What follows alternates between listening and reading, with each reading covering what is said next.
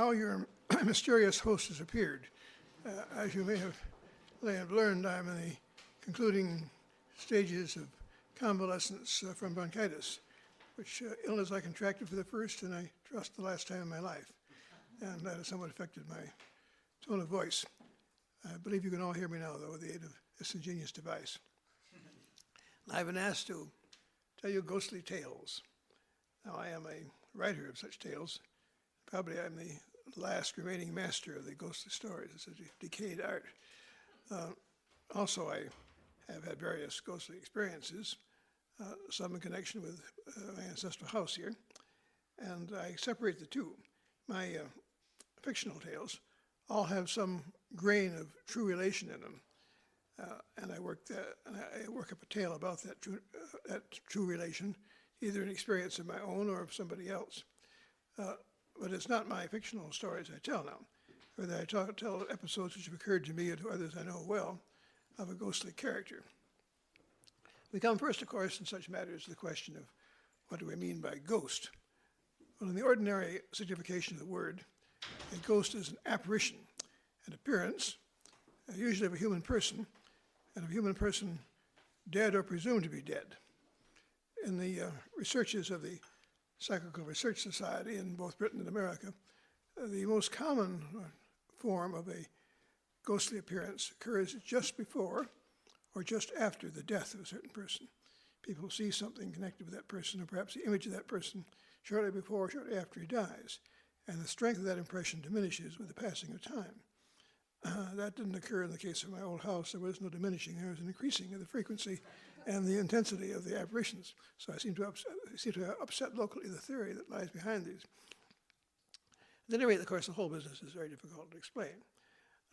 From the earliest forms of literature, from Egyptian literature, there have been narrations, allegedly true narrations of the appearance of departed spirits, very numerous in Egyptian literature, but among the Greeks and the Etruscans and the Romans, and especially medieval people, and it's still going on. So the most haunted country in the world is Ireland. Scotland is probably second, but it's said that a Scot, while an Irishman pretends to revere or like the ghostly apparition in order to conciliate it, the Scot is very different. If he see an old bogle on the moss hag, he would crush it under his heel as if it were a viper. In both places, though, ghostly or quasi-ghostly appearances are fairly common, and throughout the world. You'll find there are such appearances in Italy, although more common in Italy one finds La Strega, the witch. But there are ghosts in Italy, and they're even in Florence. People are very much afraid of them. And for one thing, they diminish the rent of your buildings if you're renting out shops, and then the ghost is known to walk, the customers stop coming. And very numerous in China. In China, the most common form is what the Germans call a poltergeist, or noise ghost. Scots call a racketing spirit. I have experiences of those too, and perhaps I'll tell you tonight one tale of those. What I propose to do tonight is to first tell you some tales of my ancestral house here, and then perhaps give you one Scottish ghost story or poltergeist, racketing spirit tale. My great-grandparents in their generation were disciples of Swedenborg, the mystical Swedish theologian, and also of the spiritualist cult, which arose in America in the so-called burned-over country, the country around the Finger Lakes in New York, where all kinds of curious political and religious movements arose. And they transferred these to Michigan, and they and others built a spiritualist church, which stood across the road from the ancestral house. And they were active in that movement. After the spiritualist church burnt through mysterious agency, the seances were conducted in our ancestral house until most chiefly in the last 2 decades of the 19th century.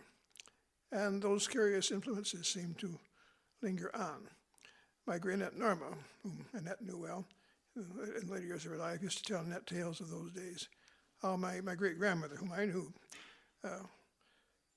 the wife of the founder of the family fortunes here, Amos Johnson, how she was a locally famous medium, and the curious things that occurred during her life here, of how she would be in her rocking chair, she would be levitated toward the ceiling, which is a familiar phenomenon of mysticism levitation.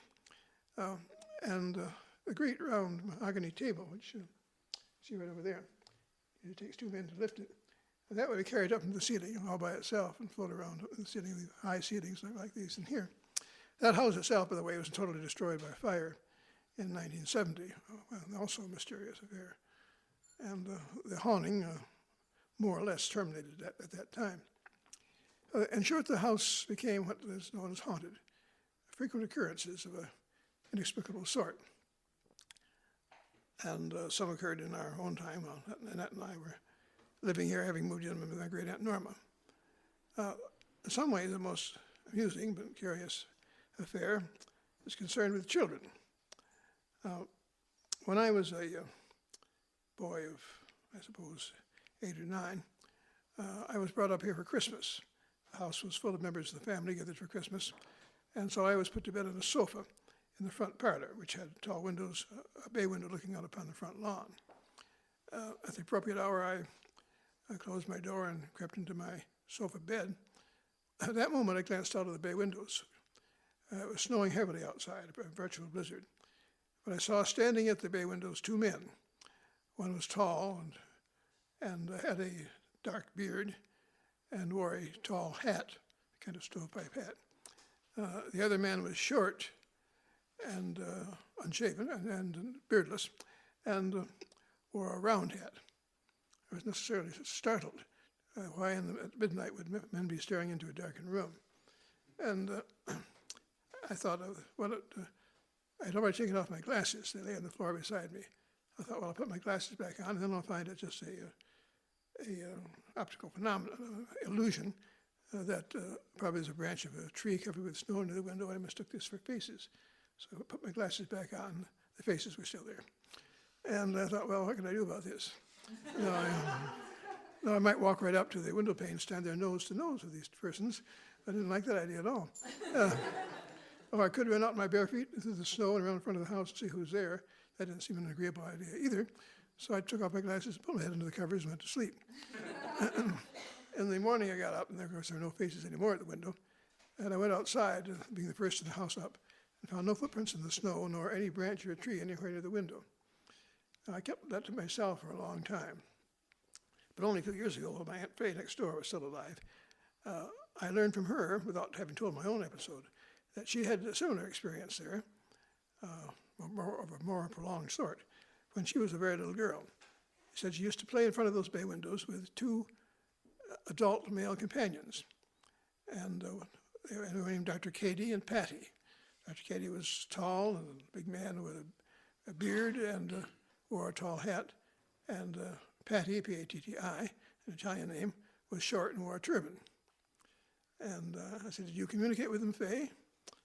She hesitated at that. Said, well, we understood each other. Couldn't exactly say whether it was conversation or not. And she used to see them there often and play with them, and no one else ever saw them. And that was all that she had to say. Well, now enters another character who is sitting here beside me, my eldest daughter, Monica. How old was Monica then? About 3, was she? She was 2, and Aunt Marie is here, too. Yeah, oh, yes, there's another character, Aunt Marie. Mrs. Hadieras over here. You say 2? 2 years old. What'd she say? 2. Yeah. She was in the middle part of the old house, and her Aunt Marie came through the room and saw Monica waving to somebody outside in the lawn. Hi, Patty. Hi, Patty. Now, Marie, knowing that story, was startled and called Annette. Came in and said, what are you saying? There was nobody to be seen out there in the lawn. What are you saying, Monica? Potty, potty? No, not potty, potty. Patty, Patty, out there underground by rock, pointing in the middle of the lawn. In the middle of that lawn, there is the old cistern cover, the old house, deep and disused cistern. So they said, will you take us to see him? Yes. So they let her out the back door to confuse her, but she led them around the lawn to the old cistern cover, and there he is. And I said, where is he? Lift me up, she said. Lifted her up, and she patted him on his head. He's a rather short person. And, of course, there's no sign of anybody there. She was very convinced and convincing. And for some days, or perhaps weeks thereafter, she kept seeing Patty inside the house in the kitchen and washing his invisible face with a washcloth. Children, of course, often have invisible playmates. One of the freaking phenomenon of childhood, but this is curious. Of 3 generations, I had the same sort of experience in the same house. That's not really a very frightening ghost story, but that's one of the more pleasant ones of the house. Well, there were many occurrences. The most surprising toward the end of the life of the house, all sorts of things. Annette and I lived here before we had children with my great aunt Norma. We lived upstairs in the house and she downstairs. And there were phenomena of the sort that would be called in Scotland the work of a racketing spirit, or a poltergeist in Germany. I came downstairs one night at 3 in the morning for some reason, and passing through the middle parlor, I heard a most remarkable noise. My great aunt Norma's bedroom opened directly off the parlor, and there came a tremendous thumping and banging. Metal struck upon metal like a great sledgehammer beating on iron pipes.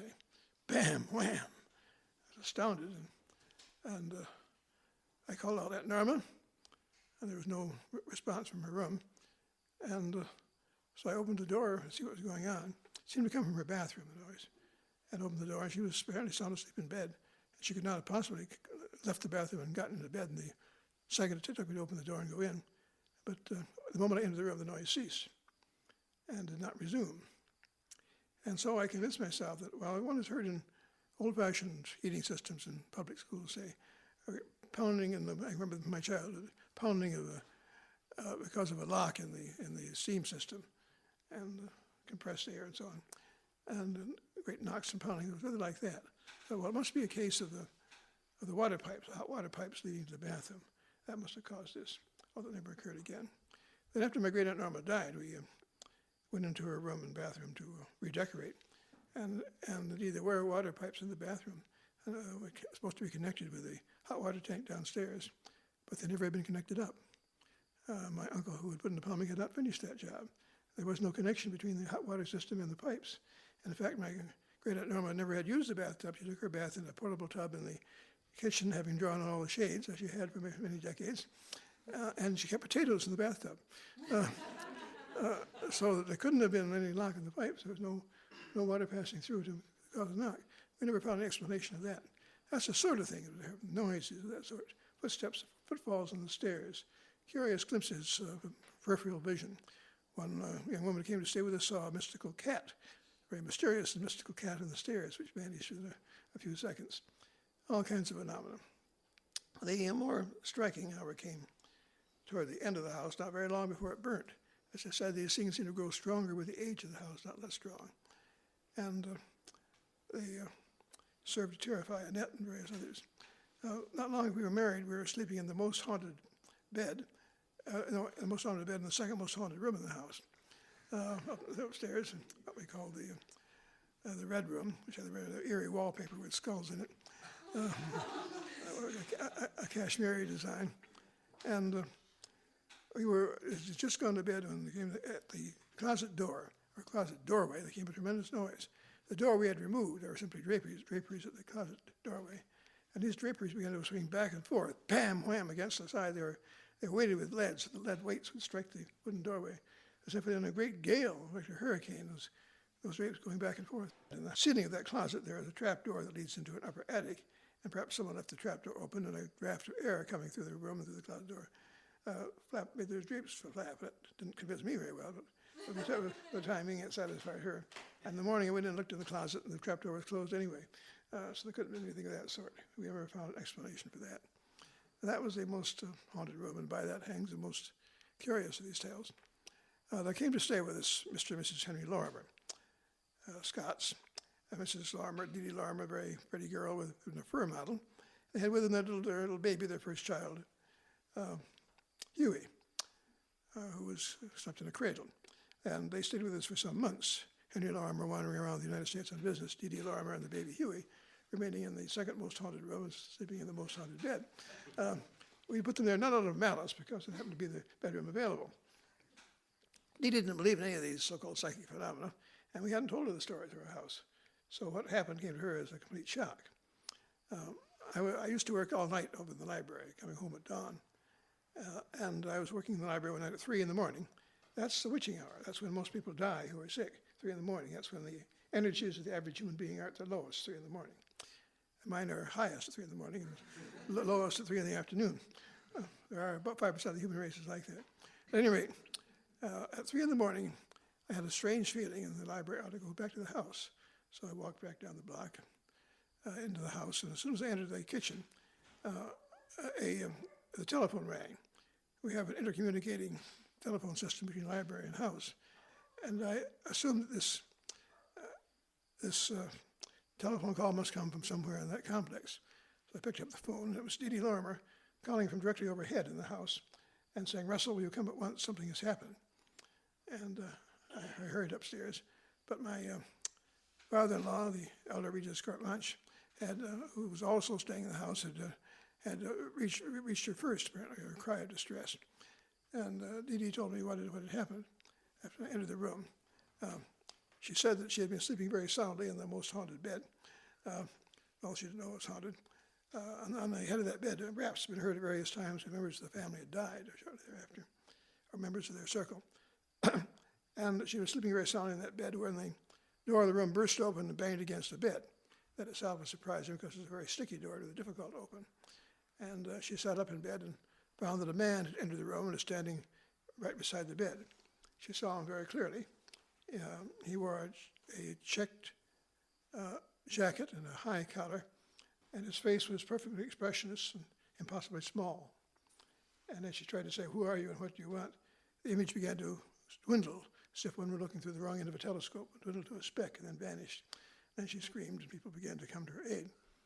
And she told me the story, and I moved around the foot of the bed to get to a little door on the far side of the room, which she called the troll's door.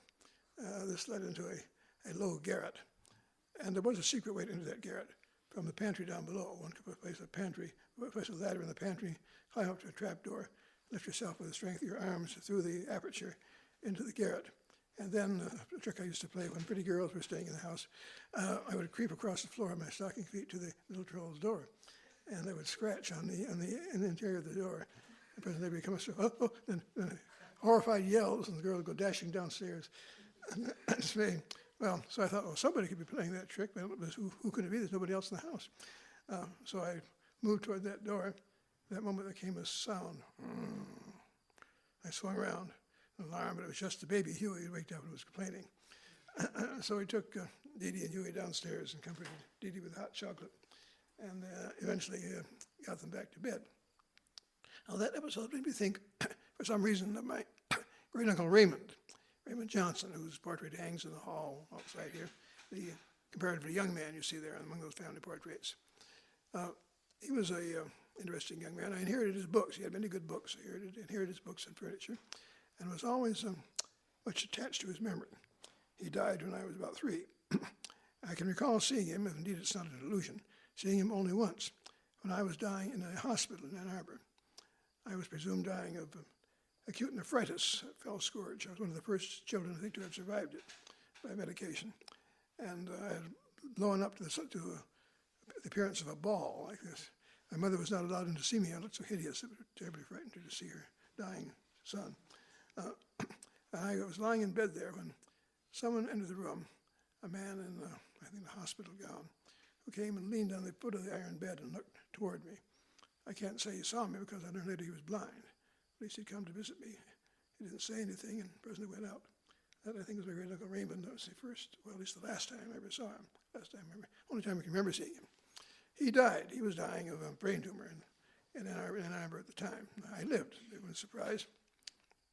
And as I inherited his books, I was always interested in him. Well, my great uncle Raymond had been a melancholy young man, never been able to settle in life, and partly was unsettled by the seances that went on in the ancestral house, over which his mother, my great-grandmother, presided. And he couldn't settle in life, and he eventually went off and became a soldier in the Spanish-American War. Came back again and homesteaded a farm near Mecosta, and gave that up and became a male nurse at the lunatic asylum at Traverse City, where he was very popular with the patients, usually. And they used to try to follow him home when he went home on vacation. But one took a dislike to him and hit him on the head with a sledgehammer, which caused a brain tumor, and he died blind a year later in the hospital at Ann Arbor. At any rate, so for some reason, Dee Dee's story put me in mind of my great uncle Raymond. Can't say why. After all, I'd seen him only once and then indistinctly. But she made me think of him. So Annette and I got out the family photograph albums and leafed through them. And we came to 3 pictures, one place or another, of great uncle Raymond. And all of those, he wore a check coat and a high collar, and his face was expressionless, as in Dee Dee's description.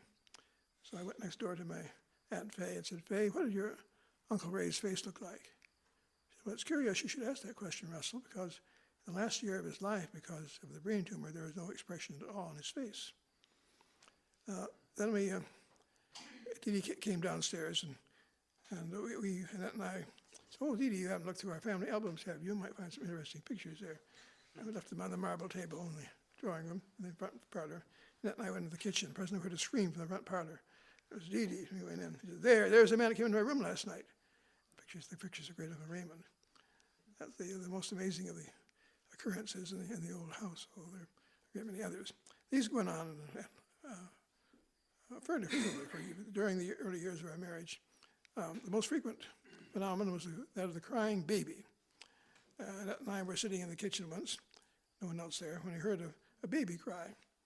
The sound apparently came from the garret overhead. But when we listened more closely, we found it came from around the corner, from a room we used to call the sewing room, which had been in earlier times the lying-in room for pregnant mothers. And it was in that room that one of my great-grandmother's last baby died after only a few hours of life. This was the cry of a dying child. Of course, a cat's cry is somewhat similar. This wasn't a cat. This is a baby's voice. And the baby is buried just under the tombstone marked on it, baby, which maybe you swept off once for me.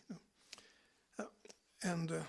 Then that baby's cry was heard when the priest who had married us, Father Kevin Coughlin, a young priest, came to visit us. And we were all sitting at the kitchen table, and he said, where's that baby crying? He knew we had no children. And we didn't hear it at night, just he heard it. And he went on for some time, apparently, and then it went away. And other people who were in the house heard that cry.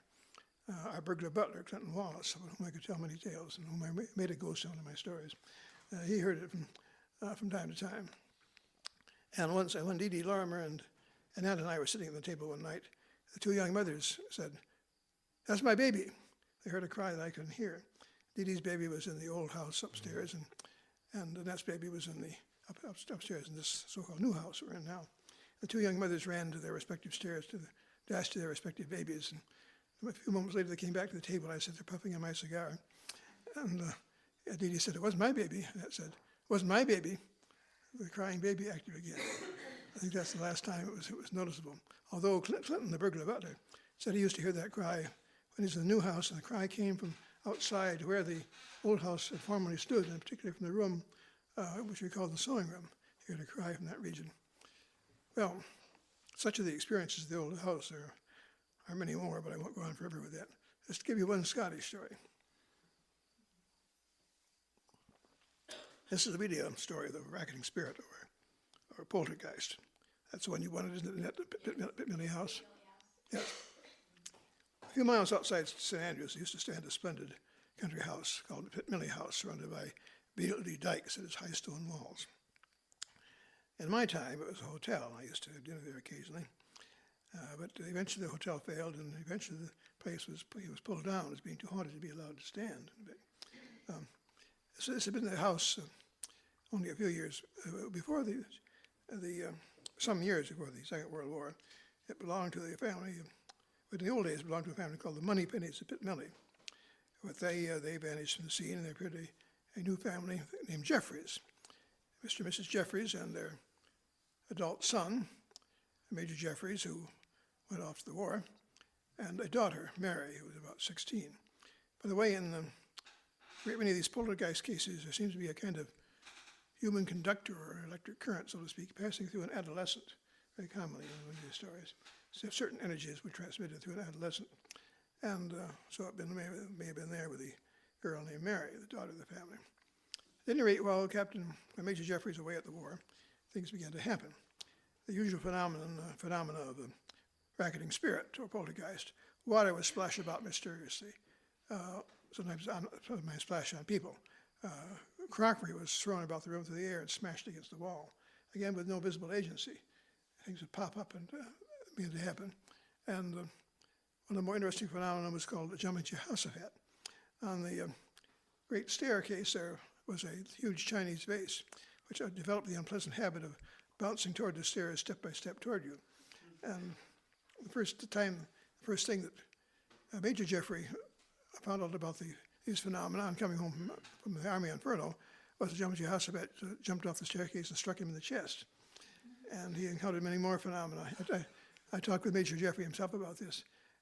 On occasion, he heard his father screaming out in the great walled garden, and Major Jeffrey looked out the window, and there was his father running across the garden, cowering, so suddenly were beating him in the back. And his father came in and took off his shirt and showed his back covered with welts, struck by some invisible force. Well, these phenomena went on, and presently there appeared a more ominous one. Little fires began to start in the carpets, in the middle of the carpets in the room, and sometimes in several carpets simultaneously in different rooms. They had to go around stamping out the fires. And that was a little too sinister, so they determined to consult external advice.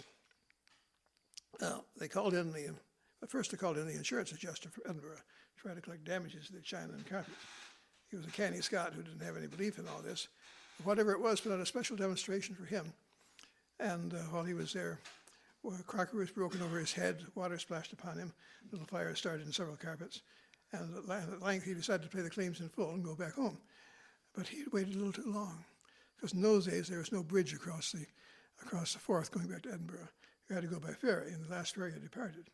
So he had the alternative either of driving by car all the way around the Firth of Forth through Stirling, be a long way and the only way at night, or staying overnight at Pitmilly House. And unfortunately for him, he chose the latter alternative. And he was given a little room at the top of the house. And he lay awake in bed and being able to sleep, chain-smoking cigarettes, leaning over and knocking the ashes into an ashtray on the stand beside the bed, puff, puff, holding a book in the left hand, trying to read. Presently, he was trying to read. He reached over with the left hand, feeling for the ashtray. Fell around, there was no ashtray. Turned his head, and the ashtray was slowly moving through the air to the other side of the room.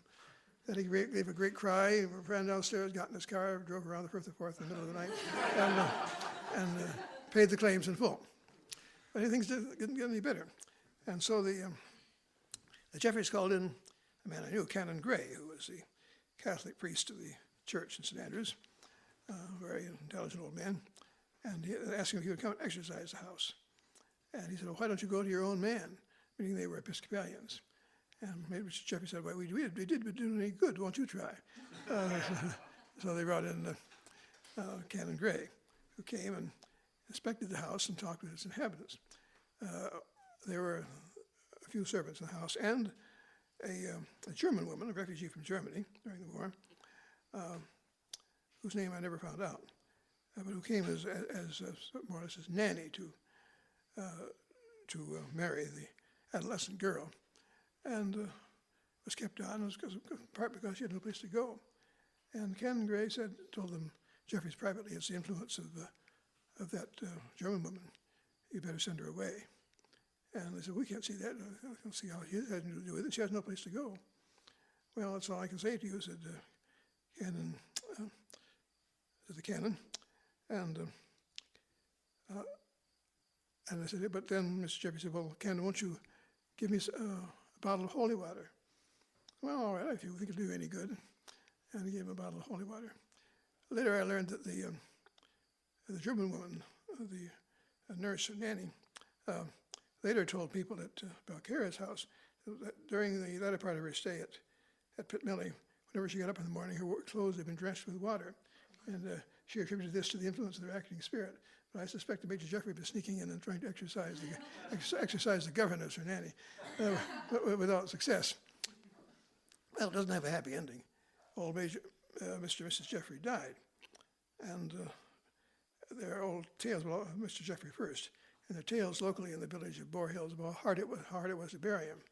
The first case, the crick coffin was made too short. They had to build another one.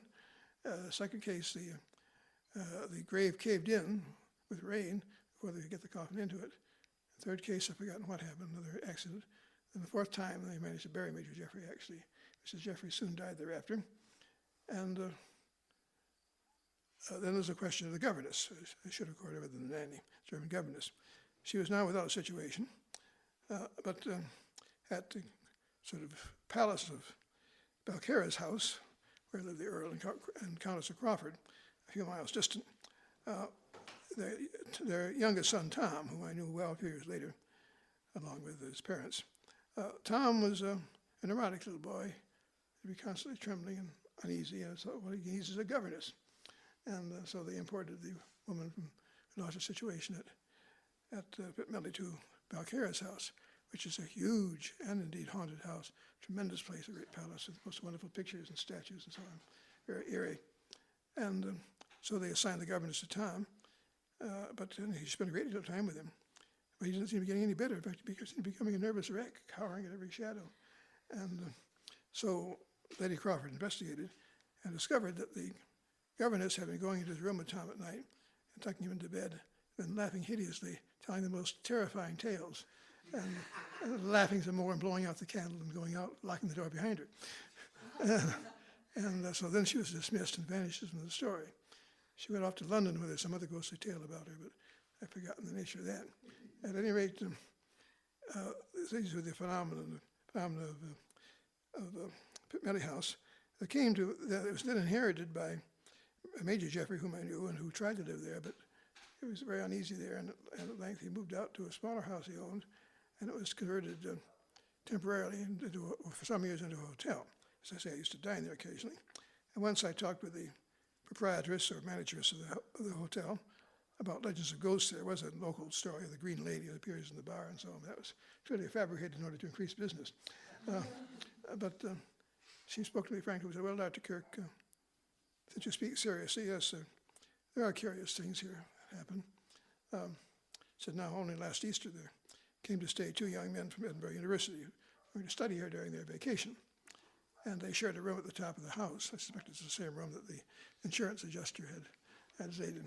And one of them went down into the main drawing room here and was to study by himself, and something gave him a terrific blow in the back, pained him very much.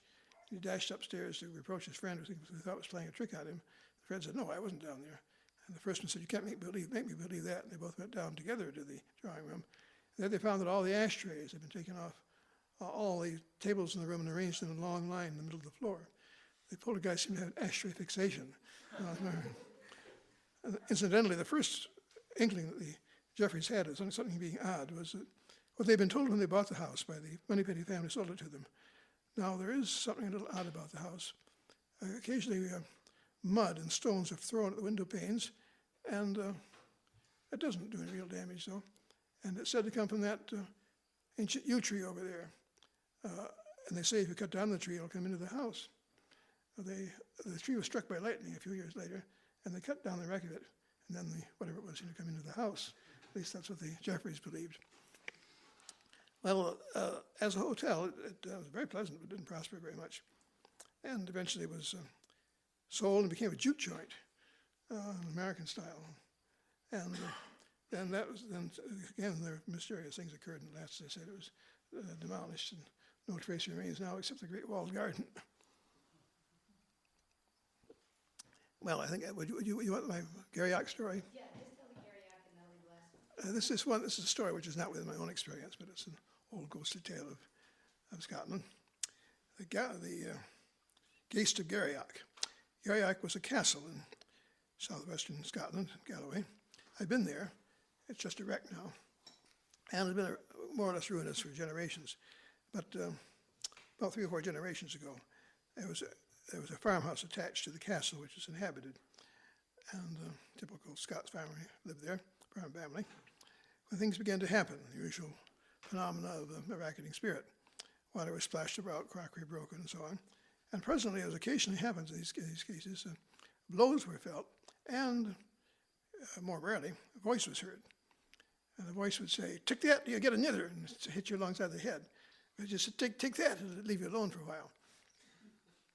And they had bore with this for a good long time, till one day all the farm family out in the fields, leaving old Granny, in the chimney corner by the fire, warming herself. While they were gone, a mysterious presence, quite invisible, appeared in the kitchen and said to Granny, I'll drip thee, I'll draw thee, I'll drip thee, I'll draw thee. It's the voice of the invisible power. And she was lifted up and carried out of the house. When the family came back, there was no Granny. They all ran about the farmyard crying, "Where's Granny? Where's Granny?" Then they heard a voice speaking in their ears, some invisible power. "I washed Granny in the burn and laid her on the dike to dry." And they dashed down to the burn, the little stream there on the dike, the stone wall, was poor Granny shivering with cold and soaked in water. They carried it back and warmed it by the fire. And now something has to be done about this. It's becoming unendurable. So they called in the parish minister. And he came and sat with them that night and sang hymns and psalms, went on and on. And the family got more and more tired and frightened. And presently a voice joined in, the voice of someone who could not be seen, mockingly singing hymns and psalms along with the minister. And the voice of the invisible visitant seemed to grow stronger and stronger. And at last the minister, the family all crept off to their beds frightened, and the minister sang on for a long time. At last he gave up and got up in fright and anger and strode out the door and through the farmyard gate. And as he passed out through the gate, a voice whispered in his ear, an all too familiar voice, saying, "You mean to come back and I'll tell you something you never heard before?" At that, the minister came back in through the gate, and the voice roared with laughter and said, "Ha ha ha ha! I have made the minister tell a lee." So the poltergeist still troubled the family. They heard of a celebrated evangelist passing through the Galloway and invited this young man to come and pray and sing with him. So he came and went through the same process as before, prayers and song, psalms and hymns. And the same thing happened. This voice of invisible power joined in. The family crept to their beds exhausted. But the young preacher sang on and on. And he noticed that the voice of the bracketing spirit was getting hoarser and hoarser. At last the voice said, "Eve one minister," and went wailing away. And then the Garriock was never troubled again.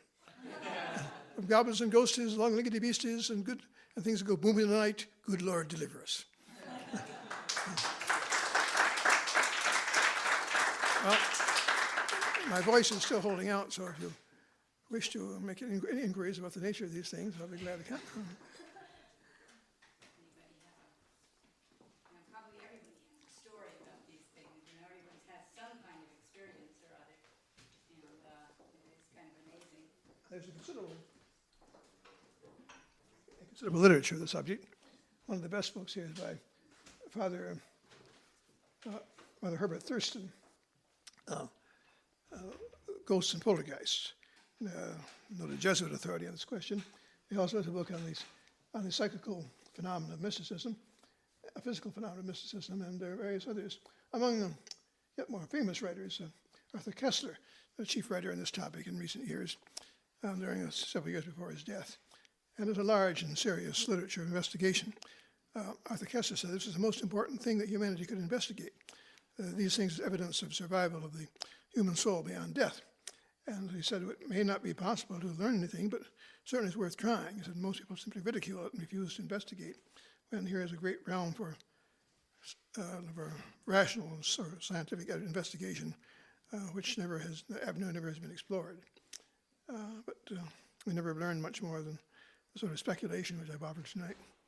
Russell, don't you also say it's difficult to have experiments or investigate this type of thing? Because remember when the Parapsychological Research Society, or whatever it was called, remember at Duke University? Explain what they did and how it didn't work. Yes, well, that's a remark by the British professor of philosophy, C.E.M. Joad, in one of his interesting books. He's dealing with the question of the reliability of so-called scientific evidence.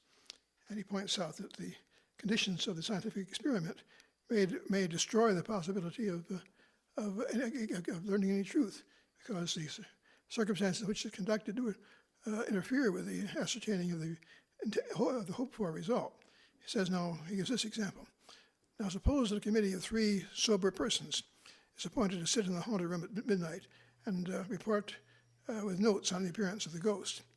But suppose also that as one of the necessary conditions for the appearance of the ghost, that there not be 3 sober witnesses sitting there at midnight taking notes. If so, the circumstances have destroyed the possibility of achieving anything through your scientific investigation. He points out that's true. So much more in science. You can't have the perfect control conditions that would be necessary to have a clearly ascertained result. So maybe it's not possible to do scientific research. There are all kinds of theories about this, so what this is, so numerous, hard to classify them. So Cicero maintained that the ghosts are the spirits of the damned who return to the scenes of misery in their life. And Andrew Lang others hold to the theory this is some kind of human communication of an extraordinary sort, whether like telepathy passing from mind to mind. The question, of course, remains, is this subjective or objective? In short, is the appearance of ghosts, or what seems to be the appearance of ghosts, is it simply an impression within the beholder's own mind, which nobody else could behold if they were there, or is it objective? Something actually happened, which might be observed under certain conditions. This question was argued between Jung and Freud during the heyday of the Viennese School of Psychology. And Freud didn't believe in the existence of any kind of supernatural phenomena. He was a thoroughgoing atheist and said there can't be any survival of the human spirit or any kind of manifestation which is not that of simply the human body, the human voice. Well, Jung said, no, these phenomena do occur. But he said, Jung said, I couldn't say whether they're objective or subjective. They occur only in the mind of the person who experiences them, or is there something besides that mental impression, that illusion? But Jung came to conclude that there are indeed subjective phenomena. And it's caused by his residence in England, which is one of the more haunted countries. He used to spend his weekends at a country house in the south of England where he had strange experiences. Most of them were that there came a pounding on outside the window of his bedroom at night, again, pounding with a heavy hammer on the wall. And he'd fling open the window and looked out, but there was nothing there. Happened several times. One night as he was sleeping there, and sleeping apparently very soundly, he suddenly woke and found lying on the pillow beside him the head of an old woman. What was the more alarming was only half the face was there. And he leaped up, of course, and screamed, and the apparition vanished. That convinced him this is another experience. It's convinced him there is an objective quality to many of these experiments. And he went back to Vienna to tell Freud all about it. And sat in Freud's office talking about it. Freud expressing complete disbelief in all this. But inside a steel cabinet in Freud's office, there came a wham, bam noise. The two psychologists looked up and it sounded. And then the door of the filing cabinet burst open, and out fell a heavy hammer upon the floor, which no one had known the hammer to be there. And the noise ceased. And the two psychiatrists looked at each other, and with some hostility. And Jung got up and walked home. He said Freud never spoke to him after that. Freud thought it was some trick he contrived to win his part of the argument. And actually, Jung is quite innocent of any such attempt. And thus, the phenomena do occur. We just don't know what they are. It's obviously involves all kinds of theories. The experiments of J.B. Ryan at Duke Psychology have tried to investigate these things. Is there some kind of extrasensory perception? Is there a transference of thoughts and so on? Conduct these experiments with dice, with cards, and so on. And Arthur Kessler said he didn't go nearly far enough. You have to be much bolder in your experiments to get any determined results. But the triumph of rationalism ever since the 18th century or late 17th century, rationalism was a capital R. The general public is so convinced that such things are frauds or delusions of some kind that is very little careful investigation of such phenomena. For example, the question of coincidence. Kessler has a book called The Roots of Coincidence. And he says if any one of us were to sit on the same bench outside the park every day and make notices of things that happen to you or pass by, which seem to you to be coincidences, presently you'll find that our life is a mass of coincidences, and things that we accept because we don't think about them at the time are inexplicable. I'll give you an example from my own life, in this life. Annette and I were out in California during the Goldwater campaign, and a friend of ours, Chuck Teeter, was going to be out there in the next month or so campaigning for William Miller, the Republican vice presidential candidate. And we thought, well, we're coming in the airport bus to Los Angeles, and when we get into Los Angeles, we'll call New York and call Chuck and find out when he's going to be here, because perhaps we can manage to meet when he comes out. So we got off the airport bus, and we're at the Hilton Hotel, Los Angeles, where the buses made the regular stop, and took out our luggage and went into the line of telephone kiosks just inside the door to call Chuck. But all the kiosks were occupied at the moment. She stood behind one with a man in it. The last man hung up and came out. The man who came out of the telephone booth was Charles Teeter, whom she had been trying to telephone in New York. That's a real coincidence. How could you possibly be in the same telephone booth you're using when you didn't think he was going to be there for a month, but there he was. Kessler says there are innumerable cases like this. And so Kessler says this is all evidence there is some vast design or plan going on that we don't understand, but he denies there's any planner. A plan without a planner, a vast scheme with no one presiding over it. But Kessler is one of the more interesting speculators on all this.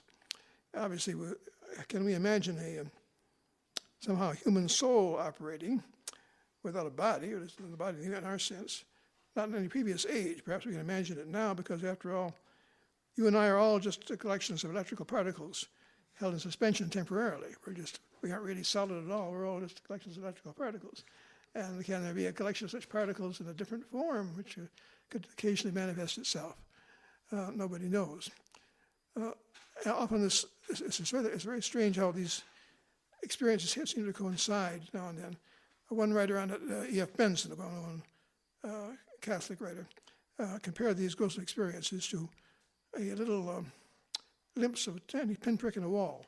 Imagine that wall over there, there's a disc, a metal disc set, which is revolving at great speed, with one little pinprick in it, which you can see through. And the other side of the wall is another disc, revolving at a different speed, but also very great speed, with another pinprick in it. At certain moments, those two little pinpricks will coincide, and if you're standing by the wall right at that moment and peering into the disc, you're going to see somebody on the other side. And so that is the appearance of a ghost. If you get through a barrier, just on rare occasions, you don't know why, and up something on the other side. That may be out of all these questions. Well, Maybe we're not supposed to know what. perhaps not, because that's what of course, the Jehovah's Witnesses say. These are all demons operating. And that's taken up by Father Thirst in his book, the question of whether these are diabolical influences or whether they are something else. And he says in many cases, clearly there's no diabolical influence at work. So that can't account for all of it. When our house burned, our daughters going in the school bus were told by their little girls who were Jehovah's Witnesses, your house was burned by the demons who inhabited it. And the girls came home and said, Mom, was our house burned by the demons? And I said, you didn't think so, no. Said I didn't know. No. Some